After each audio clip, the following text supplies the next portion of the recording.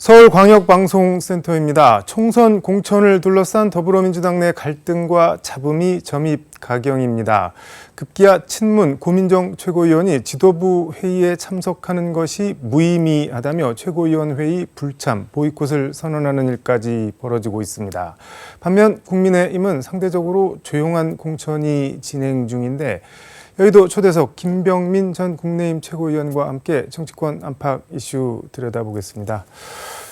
최고위원 어서 오십시오. 예, 안녕하세요. 반갑습니다.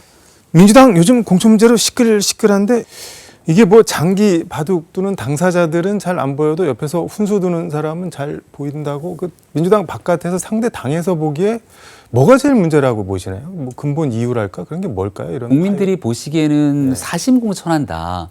내 측근을 챙기고 그리고 나와 정치적인 결이 다른 사람을 쳐내는 공천을 막장 공천, 공천 학살이라는 표현을 쓰죠. 생각해보면 우리가 2016년도 공천 때 막장 공천의 얘기를 들었던 적이 있는데요. 초창기 때 180석 운운하다가 나중에는 민주당에게 일당의 자리를 빼앗기게 됩니다.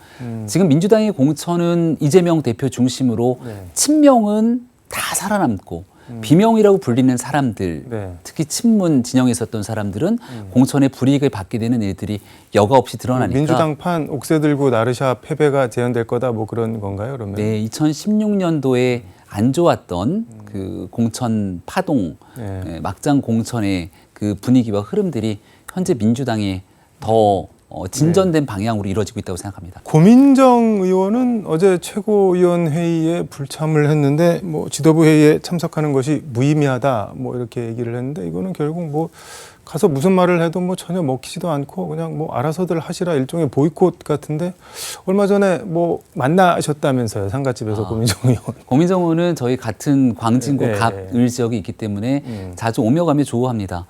또 때마침 다리를 다쳐서 깁스를 하고 움직이는 상태라 위로도 좀 건넸고요. 세상 사람들은 민주당 지도부를 이재명 지도부, 친명 지도부라고 얘기를 합니다. 여기서 나오고 있는 모든 공천의 파열음들이 한쪽 방향을 가고 있고 다른 방식의 다양성을 존중하지 않고 있죠.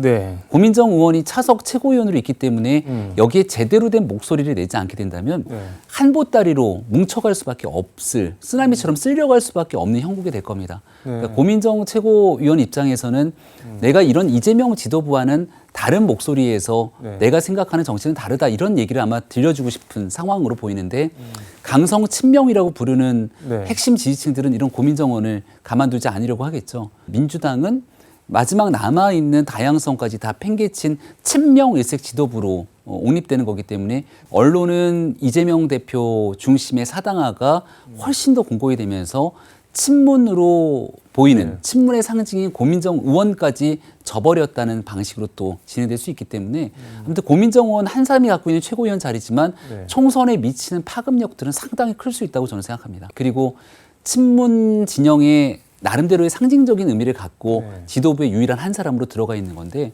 민주당은 굉장히 중도층, 민주당 내에 있는 과거에 민주당이 지지해왔던 인사들로부터도 외면받을 수 있는 위치에 놓이진 않을까 생각합니다.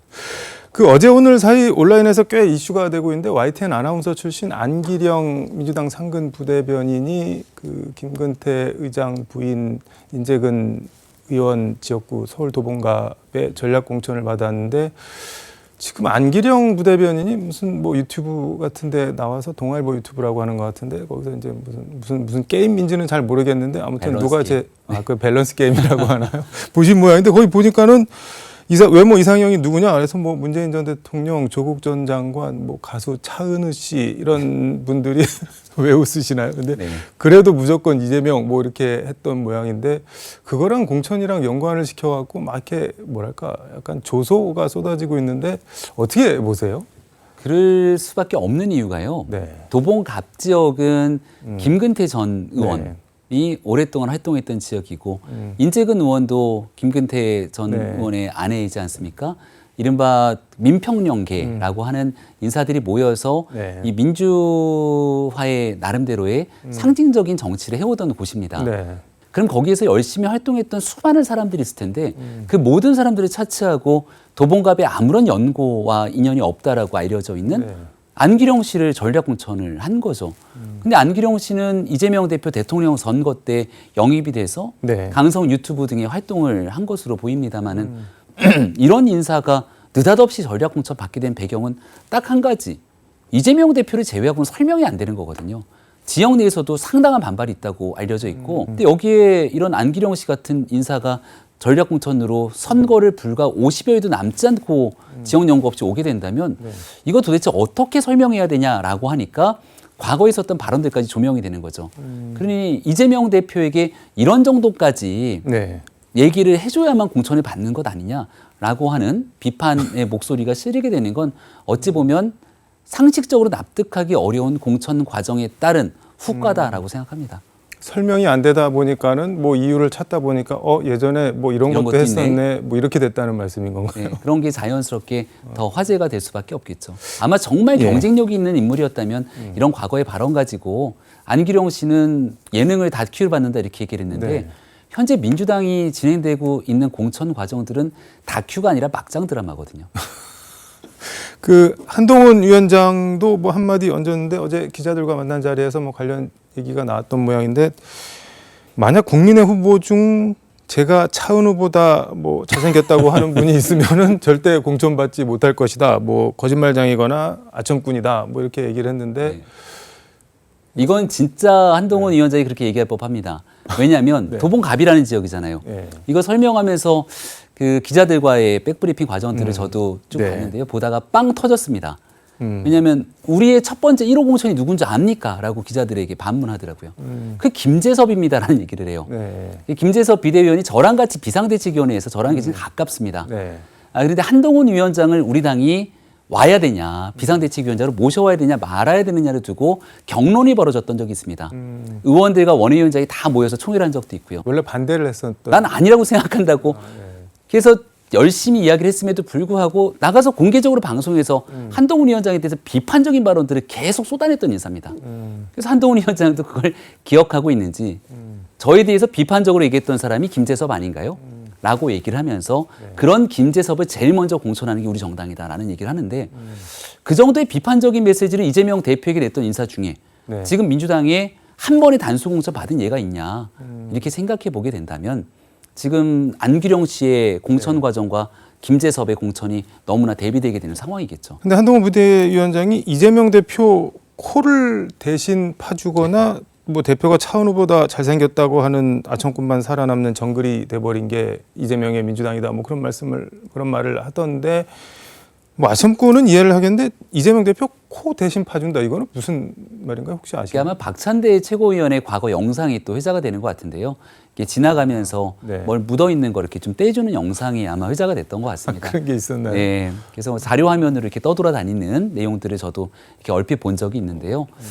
이재명 대표와 가깝다고 알려져 있는 박찬대 최고위원, 정청래 최고위원, 장경태 최고위원, 그리고 지금 지도부에서 강성으로 활동하고 있는 서영교 최고위원 등 그냥 누구든지 간에 다 이재명 대표와 가까운 사람들은 단수 공천을 받는 거죠. 반면 이재명 대표와 대척점에 서 있었던 박용진 의원 같은 경우는 보수 진영뿐 아니라 중도층들이 보기에도 합리적인 인사다. 민주당이 전당대회에 나와서 높은 득표까지 했던 인사고 민주당의 대선 주자 아니었습니까? 여러 수상 실정까지 있는 박용진 의원을 하위 평가에 집어넣고 거기에 경선을 붙여버리게 되는 모습을 보이니까 이런 일들이 과연 객관적이고 투명하게 가는 거냐? 한동훈 위원장이 했던 얘기 중에 보면서 그 굉장히 참 이 민주당의 상황을 적나라하게 표현했다 싶은 게 전 세계에서 가장 투명한 공천을 하고 있다 민주당이. 그게 무슨 말인가요? 이재명 대표와 가까운 친명이면 다 단수 공천. 이재명 대표와 반대 대척점에 있는 사람이면은 경선 혹은 사지로 내모는 일들. 너무나 투명한 공천을 하고 있는 것 아니냐. 이런 얘기를 본 적이 있는데 너무 빤히 보인다. 뭐 그런 말씀인 거네요. 그러니까 민주당 내에서부터 엄청난 반발들이 쏟아져 나오고 있는 거겠죠.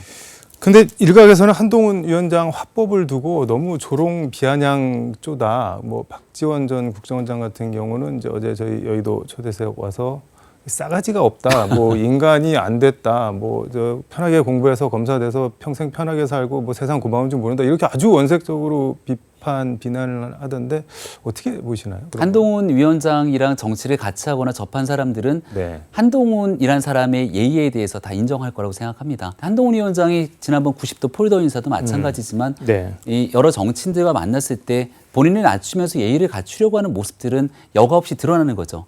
다만 이제 민주당과 대척점에 서 있는 관계 속에서 네. 잘못된 일에 대해서는 이렇게 돌려 말하지 않고 직설적으로 그 잘못된 부분들을 짚거든요. 그리고 우리는 이렇게 하지 않겠다고 얘기를 합니다. 저는 그 이면에는 자신감의 발로라고도 생각합니다. 만약에 비슷한 상황 속에서 저쪽이 잘못하고 있는데 네. 우리도 거기에 대한 흠결이 비슷하게 있다면 그걸 강하게 지적할 수가 없거든요. 내로남불 소리를 들을 수도 있는 것 아니겠습니까? 아마 한동훈 위원장을 잘 알고 있는 국민의힘 인사들이나 정치권 관계자라면 이 부분을 인정하지 않을 수가 없을 거라고 봅니다. 뭐 쉽게 말하면 떳떳하고 자신 있으니까는 아주 뭐 자신 있게 얘기하는 거지 그게 뭐 인성이나 싸가지 네. 이런 거랑은 관련이 없고 그런 비판할 거리를 주고 있는 쪽이 문제다 뭐 그런 말씀인 거네요. 네. 근데 지금 민주당과 달리 국민의힘은 뭐 조용한 공천, 뭐 소리 없이 강한 공천 뭐 그런 얘기도 안에서는 하는 것 같은데 일각에서는 이거 다 지금 29일 모레 김건희 여사 특검법 이제 재의결이 예정돼 있는데 본회의에서 그것 때문에 그러는 거 아니냐. 그래서 사실 지금 뭐 현역들 다 살아남은 거 김건희 여사가 다 살려주고 있는 거 아니냐. 뭐 김건희 여사 공천 아니냐. 뭐 이런 비판도 나오는데 그건 어떻게 보세요? 저는 무리한 해석이라고 생각하고요. 오히려 2020년도에 있었던 네. 무리한 찍어내기 공천 그리고 여기에 대한 파열음으로 총선의 절대절명의 위기를 가져왔던 과거의 선례를 반복하지 않기 위한 노력이 더 크다고 생각합니다. 네. 일각에서는 경선을 붙였더니 다 현역이 되더라. 또 어떤 경우에는 30% 넘게 감점까지 다 갖고 경선을 치렀는데 그 현역이 되더라. 이거는 좀 너무 감동 없는 공천 아니냐 이렇게 얘기를 하는데요. 네. 그렇게 무리하게 경쟁력이 있는 후보임에도 불구하고 이 사람을 권력의 힘으로 당신은 그냥 다선이니까 안 돼 이렇게 딱 컷오프를 쳐버리면 이런 경쟁력 있는 인사가 나가서 무소속으로 출마했을 때 오히려 더 혼란 상황들이 오지 않겠습니까? 그러니까 그 정도로 본인이 지역에서 활동할 수 있는 경쟁력들이 있다면 네. 또 여기에 대해서 강압적으로 찍어내는 공천으로 인위적인 과정들을 거치는 것이 아니라 최소한 경선할 수 있는 기회를 주고 또 정치 신인들이 설 수 있는 공간도 마련해 줍니다.